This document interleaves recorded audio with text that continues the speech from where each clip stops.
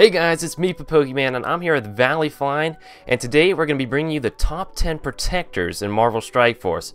So, without further ado, let's get into our top 10. We're going to start out with the Aim Security at spot number 10. Now, a thing to keep in mind with number 10 and 9 is these can be moved around because we're getting into minion category now, and minions can be kind of iffy, except for Hand Sentry. Hand Sentry's pretty good, but in terms of Aim Security and then Kree Royal Guard, they're both pretty mediocre, but we determined that Aim Security is the most mediocre out of all the minions, and the reason why we think that is because he can apply slow to his enemies on top of his taunt with a heal, which allows him to keep his taunt up for longer. It makes him a very tanky protector. Wait, I think he gets taunt. I think he actually gets taunt, which is actually why I like him. Most of the time I don't like these aim guys because they debuff themselves.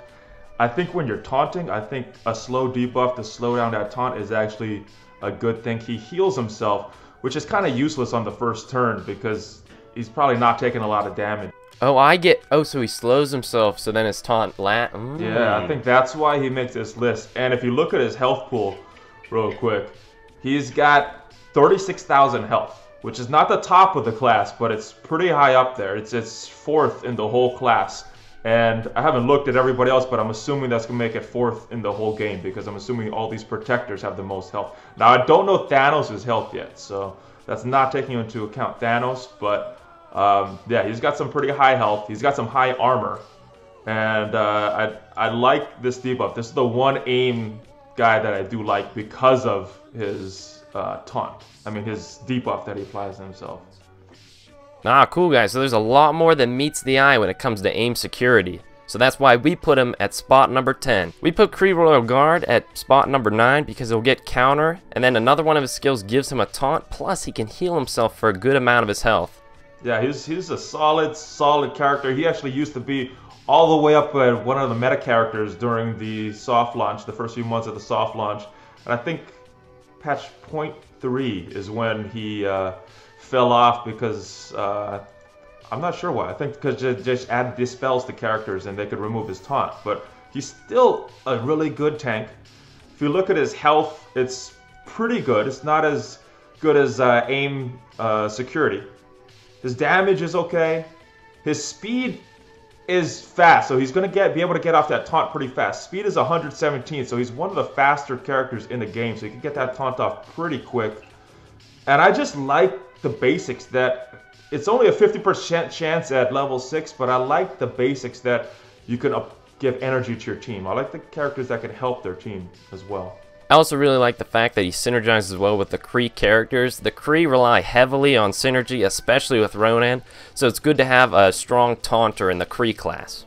Yeah, and the other thing, his energy that he needs to taunt is only 3, so he could bring this up every 3 turns. Wow. Starts off with it, so he dropped off a little bit, but he's still a very good tank. Alright, so at number 8, we put Hand Sentry. Now, Hand Sentry, he's kind of interesting, because as you guys might remember from my channel, I did put him at S tier on the tier list, but this is more focusing on Arena. That's where he was S tier. He doesn't necessarily bring a lot outside of this really amazing thing he can do. With his second skill, he can apply stealth to all his allies, and the concept is when you're in Arena, you're going to do this, and then he's going to die, but then that means your entire team has another turn or two to work with while they're invisible. So essentially, he sacrifices himself to give your team a lot more time to charge up their attacks and to pull off their stronger attacks if you have squishy characters. Which I think is exactly what a tank should do. So him dying is not a problem, and it's a unique tank. I like that it's unique, that it's stealthing everybody. He's still remained there. He's also giving them evade as well.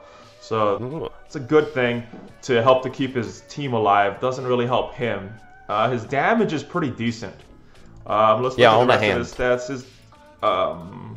Actually, his damage is the lowest in the class, but he gets a 300% damage on his basic, so he's decent. He's a decent character.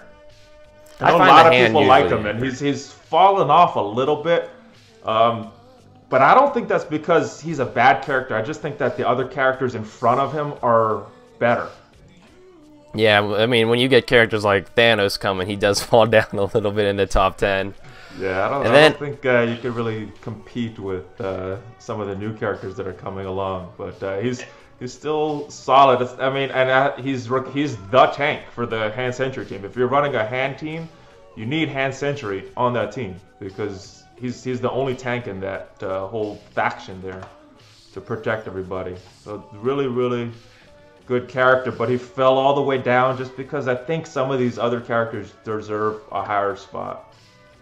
Yeah, and then so that will bring us up to number 7, and up there we put Kingpin, who he brings a lot of really interesting things to his team, but he doesn't have a taunt, so it makes him kind of hard to work as a solo tank. He'll kind of work better with a duo tank team, because what he does do is he can give taunt. No, wait. No, he summons his guys, and his guys give taunt. But the problem is with the global release, all of his guys, their health is a lot lower. They're only at 40% health right now, and it was a lot higher before that. So he summons 2 bodyguards, which is good, so you can kind of distract from there. But their health is a lot less, and I want my tanks to have a lot of health. I know a lot of people like him, and they're not going to be happy that it's rated so low, especially above some of the other characters that are coming up. But on his own, he's not solid. I see Kingpin as more of a support character. He does have a lot of health, which is good. I think it's the highest health base in the game based on the level 10 stats, the level 10 gear stats. But yeah, I mean, he has 1 attack. His big third skill is, it's helping the team. It's applying defense up to all allies for 2 turns, so it's going to help them survive. And he's applying offense up, and he's giving a 20% chance for assist. And it's, yeah, I don't know. Everybody likes him, and he's good. I think the other characters, as far as pure tanks, they're a little better. He's someone that I would save for last if I'm attacking on Arena or on if I see him in the raids or if I see him in Blitz. He's someone that I would save for last because he's going to be hard to kill with that high health, but he's not posing a big threat damage-wise.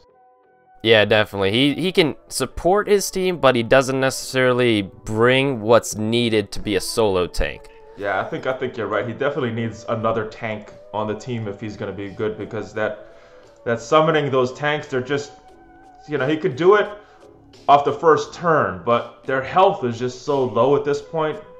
They probably won't survive. You get a big AoE. Oh yeah, an AoE would just destroy them. Yeah, that's so. And then even if not, big character is gonna hit these guys and kill them in 1 turn. So that's 2 turns that you're not taking damage. I think for the protectors, he's not doing a good job of protecting with the way his kit is right now. And that would lead us to number 6. And up here we have Luke Cage, which is probably going to make some of you mad that we did put him ahead of Kingpin, but it's exactly because he does have a taunt, unlike Kingpin. And Luke Cage is actually pretty tanky. He can apply defense up to himself. He can get death proof. He can regenerate. His damage is so-so, but he's super tanky on his own. So he's a good tank, but he doesn't necessarily provide much outside of just tanking. Yeah, I mean, he's a tank. He's a tank. And if you look at his kit, it's a solid kit. There are some issues, though, which is why he doesn't get up to that top spot. And I know he has a lot of hate right now. He's a starting character, and he's not a bad tank. He's a good tank, but kind of like Hand Sentry, there's just better characters than him above. The big problem, he has that big move, the Unbreakable. He gets defensive up for his whole team. He gets death proof, so he's not going to die. The AI doesn't use it right. The AI you always use is Unbreakable first, so you're able to go in and kill the other characters, and then they use the taunt. And his taunt is good. It's the only one that I think is a taunt for 2 turns, which is good. He gets regenerate, so he's getting some health back, and he's removing 2 negative effects from himself at level 6. So it's a good taunt. The problem is that if you could switch around this regenerate and give defensive up to all allies on that taunt, I think it would move him up a lot. But you got them on 2 separate skills, and that's why he kind of slides a little bit. Another thing is he actually synergizes really well with the defender team. He'll gain plus 5% max health per a defender ally, and he'll get 5% armor and 10% max health. So if you had a full defender team with 4 defenders, you'd be looking at 30% increase to your max health. So he's a super tanky character. Yeah, plus you're gonna have a little small chance that he'll heal with Iron Fist. I talked about him previously that I think Iron Fist needs a rework to give that a little higher chance, but yeah, if you got a defenders team, he's the tank for the defenders team. There's nobody else does that, and he's decent. He just if they put that defensive up to all allies on his taunt and then changed around his skills, that would be a solid tank. But as it is now, he's still good. He's just not all the way up there because these other guys I think are a lot better. And we had a hard time choosing who's going to be 6, 7, and 8 because Luke Cage, Kingpin, Hand Sentry, they're all kind of tough. They're all solid characters. So in my opinion, you could switch around any of these characters and you could make a solid argument for all of them to be up there. But yeah, definitely, I'd agree with that. So, if you guys are enjoying the conversation so far and you'd like to figure out the top 5 characters for the Protector class, I highly encourage you head over to ValleyFlying's channel, and I'm going to link that down below. And if you came here from ValleyFlying's channel to see 10 through 6, great to see you guys. I hope you stick around. We do Marvel Strike Force videos here, and if you do go to ValleyFlying's channel, he also does Marvel Strike Force videos, so I highly advise you go over there, watch the video, and subscribe, and I'll see you over there. Signing off, guys.